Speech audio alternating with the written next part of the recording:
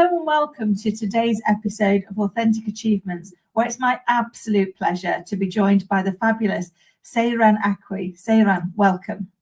Thank you so much, Kim, for having me. Oh, I'm so looking forward to this conversation, and we were already getting stuck in. So before we do, for those of us that haven't met you yet, let me tell the audience a little bit more around you. So Sairan is a seasoned professional with a rich background in engineering and business coaching. She's dedicated to driving technical solutions and advancing organizational excellence. With a strategic mindset and strong problem-solving skills, she excels in designing and implementing comprehensive solutions that meet the highest standards in the industry. Her extensive experience in systems integration engineering encompasses engineering design, quality assurance, and compliance, ensuring successful project delivery through goal-orientated management. Sairan, what a fascinating background, and I love the combination of that engineering, that problem-solving, that kind of like constant drive to find an alternative, with also the broader business element, because they go so beautifully together. But it's quite rare, isn't it, to see somebody with your combined set of skills? Yes, it's a combination between the IQ and the EQ. So when you are having your IQ, you're good in math, you feel like life is good, you are an engineer, you make good money, you solve equation, you have a good job. What else you need? No, you need the other part. You need the emotional intelligence. You need the communication. You need the leadership. Being good in math doesn't put you at the front. You need to know more skills in order to be distinguished and differentiated from other coaches. Oh, I love that. And it is so true, isn't it? Because the people that we're going to lead are just that, people. And Yes. they're going to have, they're going to have, people are messy, aren't they? We don't follow the path. We've got all these emotions that creep in when they're not supposed to. And we have to be able to understand that and find the skills and the strategies to manage that, which very often, to your point, comes through that EQ element, doesn't it? It comes through that understanding and empathizing and I guess being open to including them and giving them permission to be part of the solution. I think sometimes that's one of the things that I've seen get missed occasionally is, we give the person the solution, we don't allow them to be part of it, and then we wonder why they don't grasp it and run with it, because they're going, well, I don't think that's going to work.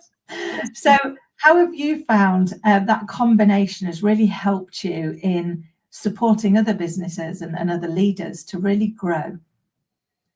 I feel like I didn't found it. It found me. Like I never thought about me speaking, writing book or mentoring or coaching, because all my life, like I said, I graduated many years ago just doing engineering. I never thought about me speaking about women leadership, finding their niche or niche, like we said in US. I never thought about that, Kim. Never, never, never in my life. What's happened is while I was finishing my master's degree, I pursued my doctoral and I wanted to pursue my doctoral in engineering. And the same time, while I was preparing for my first semester, I had the opportunity to speak with a group of younger engineers about the real life of younger engineer after graduation. Do they have to have certain skills in order to find their spot in the engineering world? And while I was speaking with them, they thought I'm a life and business coach. I never even knew what is that, because all my life I was solving 1+1 = 2, just designing, being good in math, all the IQ stuff. So then I become curious and I was like, what is this ICF? Let me just check it out. I checked the ICF. I fell in love with the mentoring and coaching packages. I took the exam. I become an ACC. Then I decided 2018, maybe I should start something that aligned with my passion, married to my skills, because I feel, Kim, passion is not enough. You can dream and have passion. If you don't take action, you don't add the skill and mastery to it, you are not going anywhere. So I established a website. So before I had a different niche, I was in transition expert. So basically I was helping those women who move internationally to US to find their American dream. I've done that niche for a couple of, I would say 4 or 5 years. Then I found out that I can even give more. So I expand my niche. Now my new niche is business coach. So what I do, I help or guide midlife women to find their hidden gem while they are working. I'm not going to ask you to quit your job. I'm just going to ask you, what is that thing inside you? It's buried and hidden and is a real gem. How you can bring that gem out and share it with the universe. Oh, I love that, because I think we've all got a something in us that is ours to give, or something that is something that's unique about each and every one of us. You know, somebody asked yesterday why there's a thumbprint as my logo, and it's like, because every single one of us is as unique as our fingerprints. There is no two that are the same, even twins. And so we've got to find the what's in us that we're here to serve, that we're here to share with the world. And what I love is that you're using your lived experience of being an engineer, being a female leader, being in business, to now help other people to kind of overcome some of those hurdles, some of those, we chatted before we came on the show, didn't we? Some of those things where, as women, we can have a tendency to focus on what we've not good enough at yet, you know, where we're not ready yet. And I think there was actually some research done that showed that women apply for jobs 2 years after they're ready, and men apply for jobs 2 years before they're ready. And that's because we're predisposed, maybe in the way that we've been brought up. Men look at the job description, see all the things they can do already. Women look at them and see all the things they can't do yet. And yet the reality is we're somewhere in between. So I love that you've taken that and kind of used that to help inform your gift and how you share that with the world. Totally true. And speaking about the difference between us and men, I see it at the workforce. I mean, 99% of the construction and system integration are, male dominant. And I see in the meeting that a lot of them, even though that I'm curious, I asked them, do you really know what you just talked about? They said, no, we just Google it. I was like, wow, that's brave, right? But I have to be expert. I have to master it. I have to be perfect, like you said, ready for 2-3 years in order for me to raise my hand. And that's the thing that I tell my female client. I tell them, you have so much potential. You have it there. You are just not brave enough to declare that potential. You have it. You just have to show it to the universe and act on it, because no one will dig those potential on you. You have to share it and speak up. You have to have that voice saying, I can do this.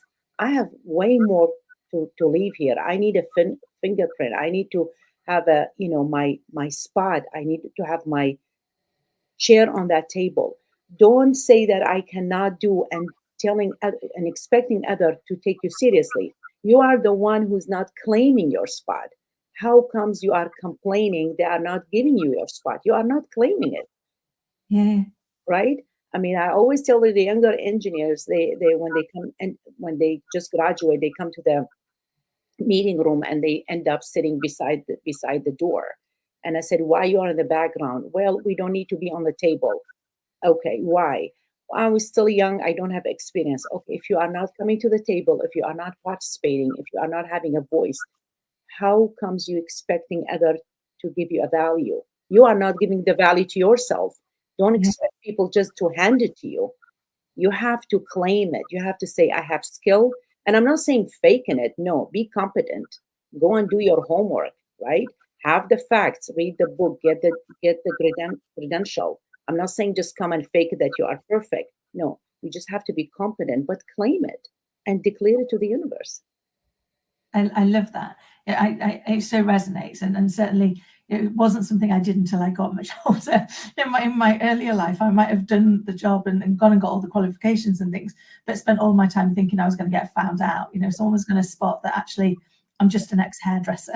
Probably shouldn't have been on the board of these big banks. And of course, it wasn't true, and nobody did ever go, "Oh, look, we put the hairdresser on the board. Let's get her off." But for a lot of years, that was the story I told myself, the bit on the inside that said, you know, don't step out, don't be too seen. You know, I was growing up in a world where girls could be seen and not heard. And clearly, Sairan, I've failed dismally at that.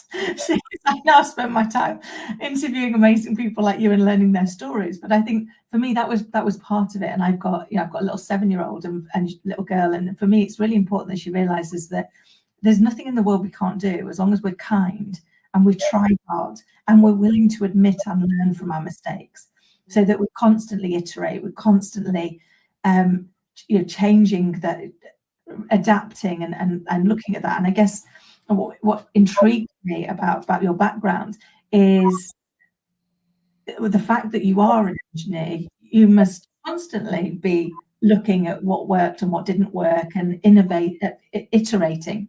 So it's evolution, not revolution, isn't it? It's like not everything will be broken. It's a bit of it that will be broken. And that feels like it so resonates, particularly in your niche, around actually how do we take that individual lived experience and iterate on it to be able to identify what is our passion, what is our purpose. And I loved how you so eloquently pulled those two together, that says, we can be passionate without action, without consistency, without intention, I guess. Yeah. It will remain just that, just a dream, won't it? Yes, and you said it well now, Kim, when you said we tell those stories or the same narrative on and on, especially women. And like I said, 80% of my clients are women, and it's hurt me when they keep saying the same stories happened 10 years ago. I'm not capable, I'm not good enough, I'm not fit, I'm not skinny, I'm not beautiful, I'm not young anymore. All negative connotation. And I said, can you tweak those words? The more you say to yourself, you're going to start believing on it, not just manifesting it.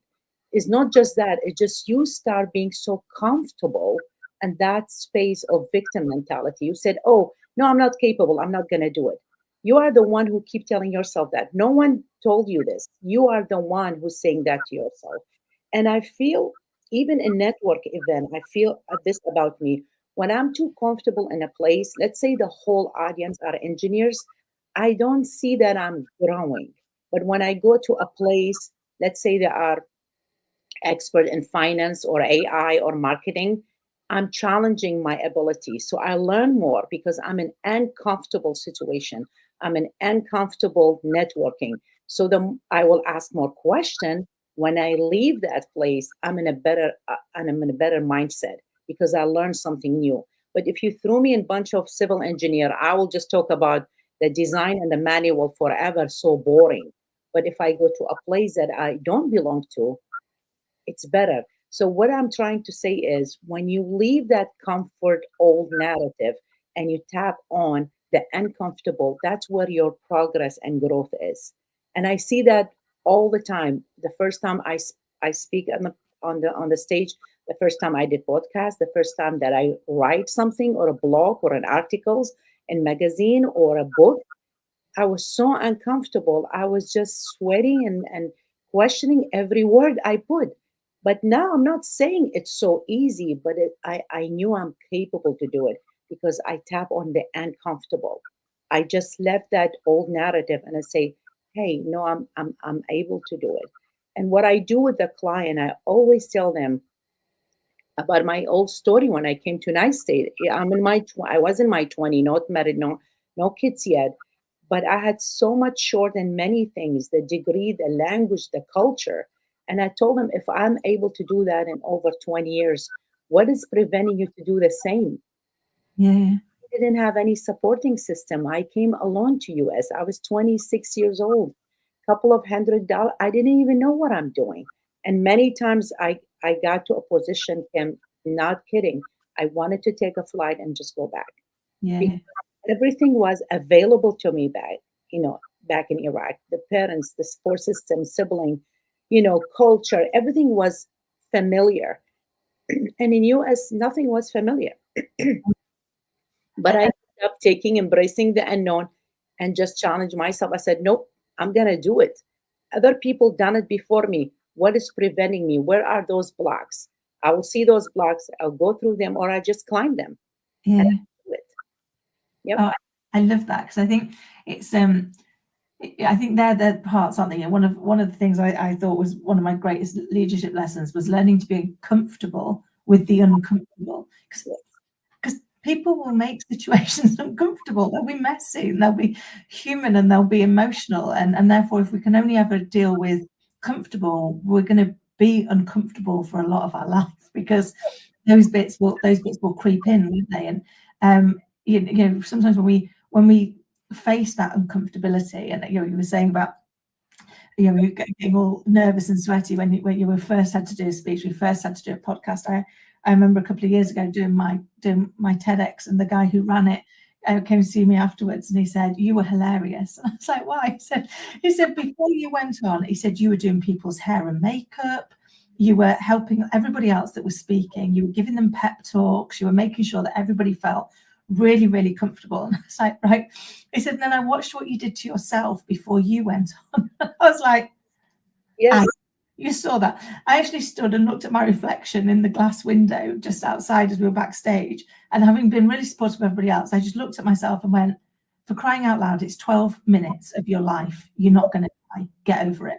Yes. And that was my pep talk to myself, but that wouldn't have been my pep talk to somebody else. But to your point, I think sometimes it's the how do we, you know, how do we push through the fear we've created in our own brains. So, you know, we're fearful of what people will think of us, or, you know, that it won't work, or that will look silly, or, you know, 100 fears that we've created.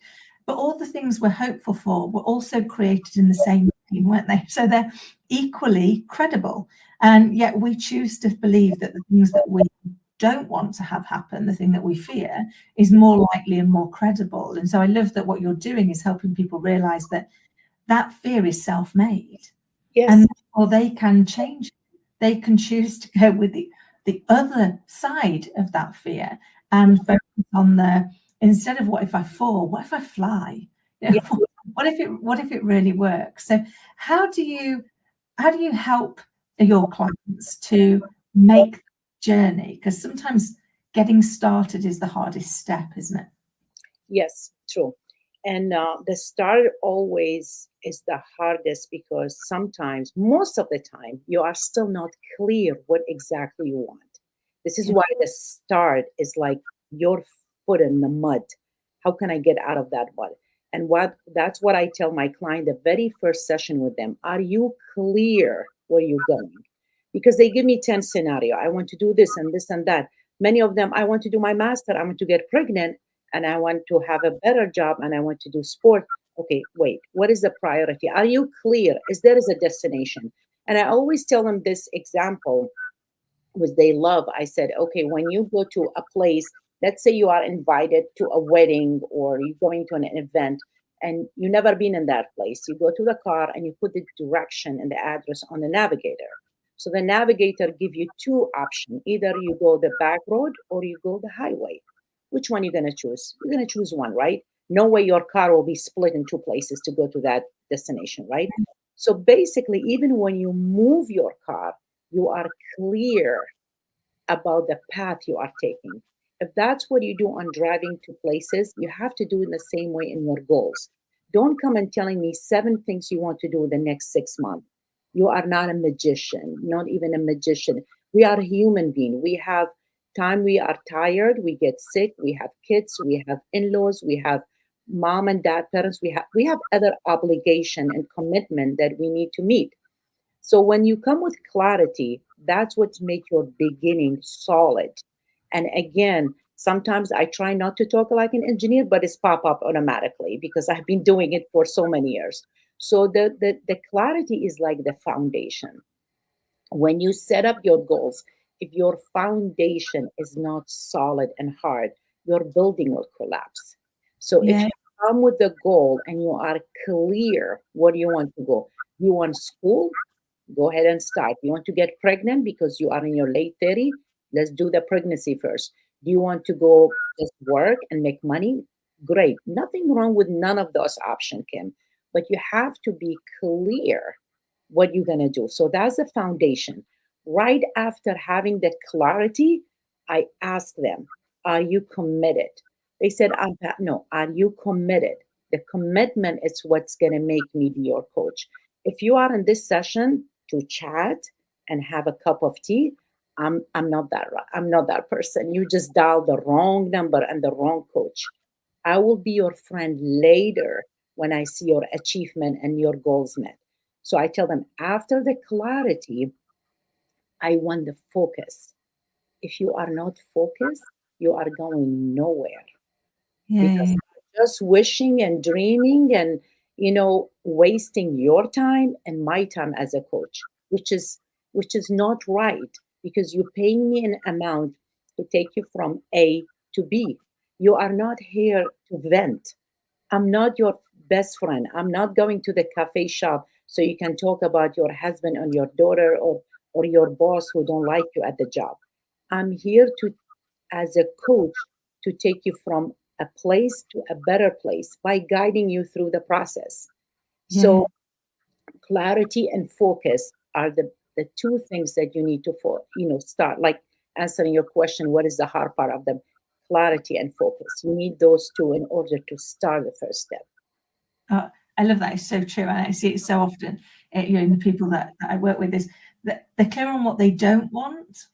They're not clear on what they do want. So too often we set our goals in the negative. I don't want to be overweight. I don't want to be old. I don't want to be this. I don't want to be the other. And it's like your subconscious brain doesn't hear don't. It hears the end bit. It thinks that's where you want to go.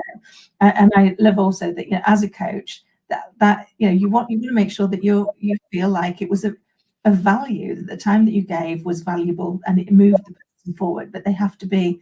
There's a great book by Marshall Goldsmith on becoming coachable, because actually you've got to be ready to be coached, haven't you? You've got to Yes, be yes, able to be in that piece. And I've always thought that as a coach, it's almost like you're the critical best friend. You're that best friend that tells you your bum looks big in it before you leave the house, not when you've strutted around for a week yes, and velcroing your hand to your head and being feeling the victim. They're there to push you through and to get you to, I guess, view the alternate possibilities, because we live in the world of polarity, don't we? For every yes, up, there's a down. For every left, there's a right.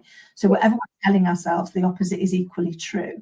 And I guess as a coach, it's shining the light on that for them, isn't it?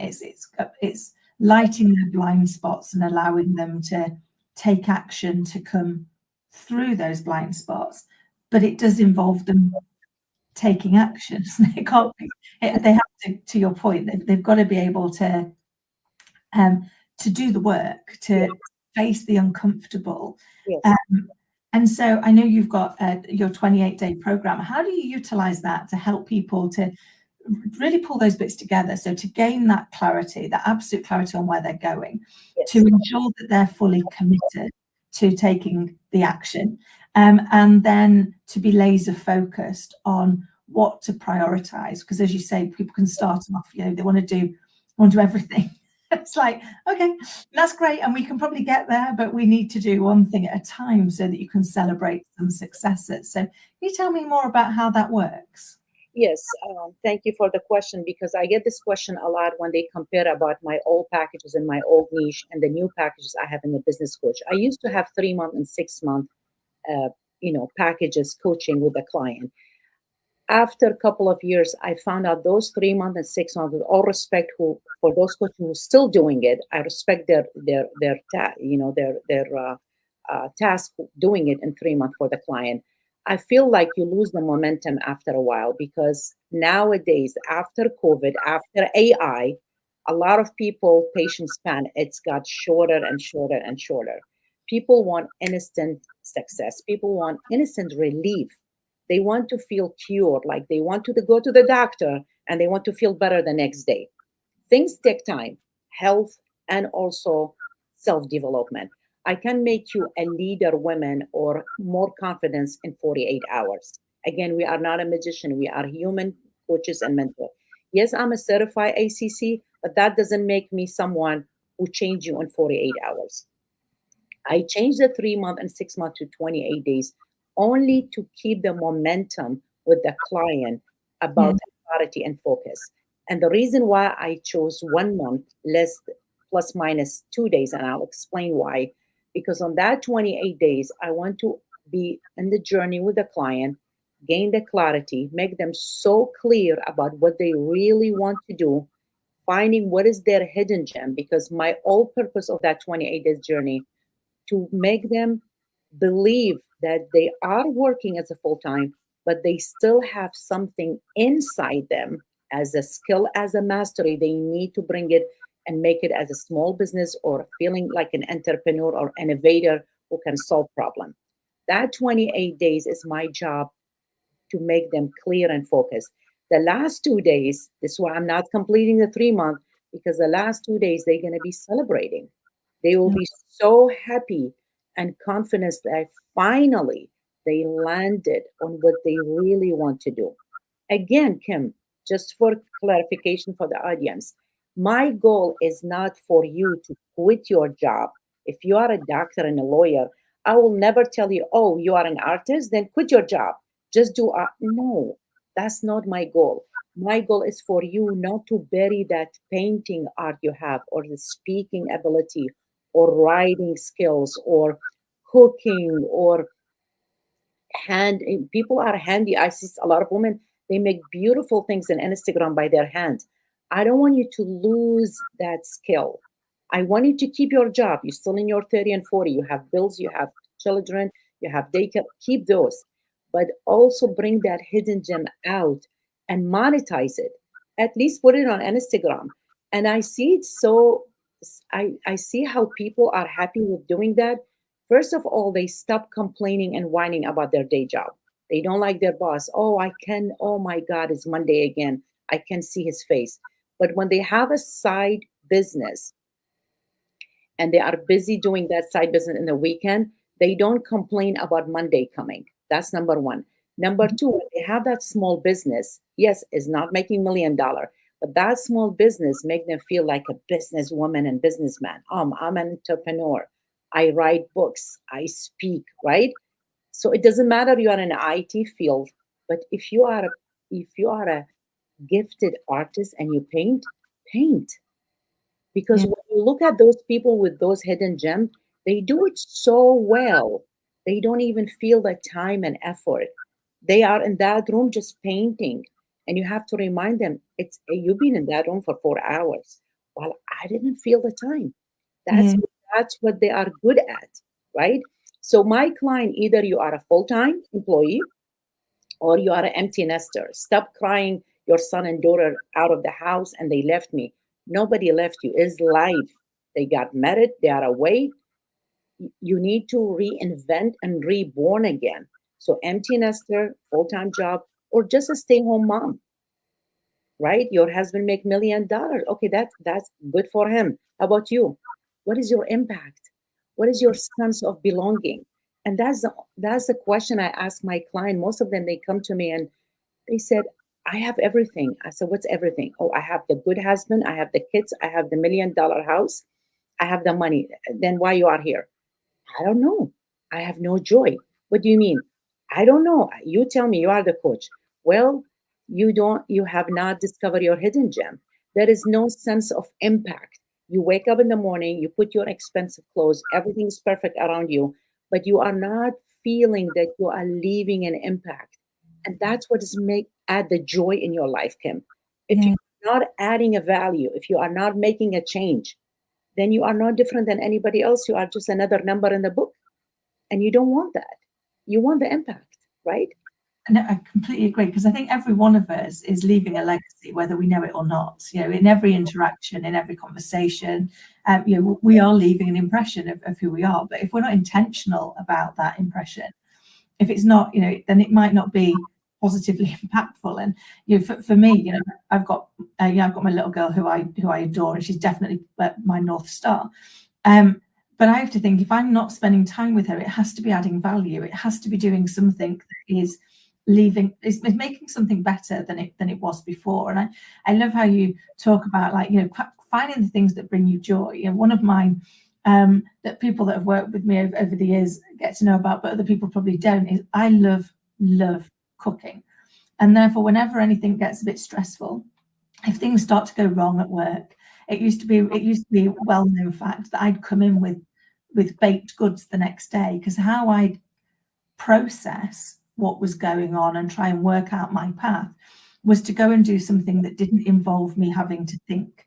So I'd go and bake like French lemon tarts and things. You have to stand there for hours and just, but because actually they bring me joy, the time would disappear and I'd produce something at the end of it that people enjoyed. So I think being able to align those two can be a great way. Some people meditate. For me, I bake.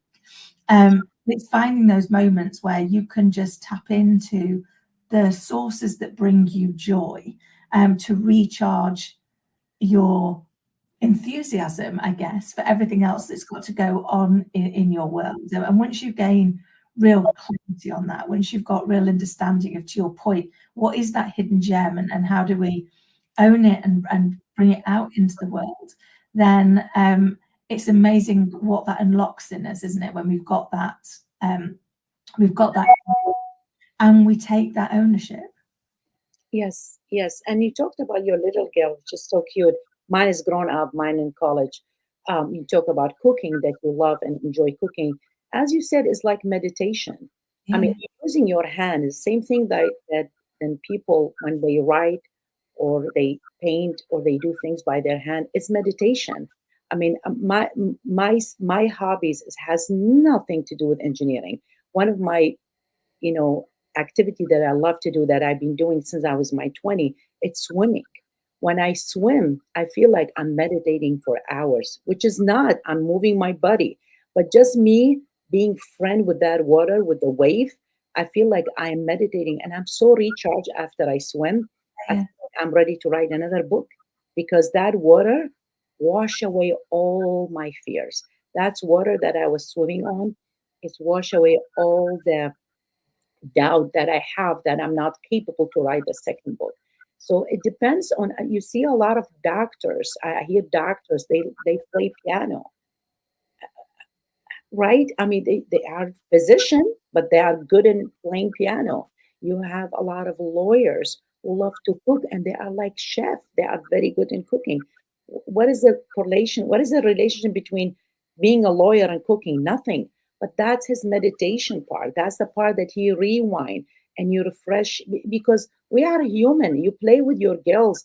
That's not wasting time. I have a professional engineer come to me and they said, "Oh, we waste time because we went to a park, or we haven't read a book, or we haven't, prepared for the next, promotion." I waste. That's not a waste time with your. That's also the spot that you need to thrive and grow in it because your relationship with that child is gonna stay forever. To me, nothing waste in life. Nothing, nothing, zero. Because when you use that event and you feel it's waste, to me is the lessons. If it was a bad action, you're not gonna repeat it. If it's good, continue doing it. So where is the waste? Waste. No. I love that. I always say to my little girl, in life, there's only ever lessons and blessings or both. So in the moments where you don't feel blessed, you should look for the lesson, and I guarantee the blessing is wrapped up within it. Because often life only makes sense in that rearview mirror, doesn't it? When we look back, we're like, now I get it. That's why all those bits link together. Sairan, I could literally chat to you all day, but I'm really conscious that we're running out of time. Before we go, you've already shared such great insight. Could you tell us, is there anything that you've learned now that you wish you'd learned sooner, some advice you'd give your younger self? Advice I give my younger self. I wish if I told myself in my late 20 and 30 that I am capable to do everything I'm doing now. Me changing anything, nothing. I wanted to go through all the pain, obstacle, crying, disappointment that I've been through because those what's for me, who make me right now. I don't want to change anything, but this is a message to all younger women who are younger than me. You have so much potential. Have faith, believe in yourself, and just take action. Without action, you can do anything. No, I love it. So true. And I'm a big believer of the fact that I am not a victim of my circumstance. I'm a product of my choice, because in everything there's choice. I don't always like the choices, but we do always have them. So when we take that ownership, that's amazing. And then just before we go, can you tell the people listening how they get in touch with you and who you help, so that they can better connect? Yes. I believe because my background and my current job, full-time job, is engineering. So I get client in both. I get client who are seeking to scale in their engineering. They look at my LinkedIn and they see that I have done so many variety of engineering aspect, from, construction to leadership to design. So they contact me in LinkedIn, Sairan Aqrawi, and that's clear. You can find me in LinkedIn. And if they want to start something small, as a small business, that make them feel a sense of belonging, they can find me on Instagram, Sairan Aqrawi in one word, and I'll be more than happy to chat with them. If they mention your podcast, they will get 1 hour complimentary session with me. Bless you. Thank you so much, Sairan. You've shared such value and such insight. It's been an absolute delight to have you as a guest. Thank you. Thank you so much, Kim, for having me. My pleasure. And for everybody listening and watching, I hope you found it equally insightful. And until next time, take care.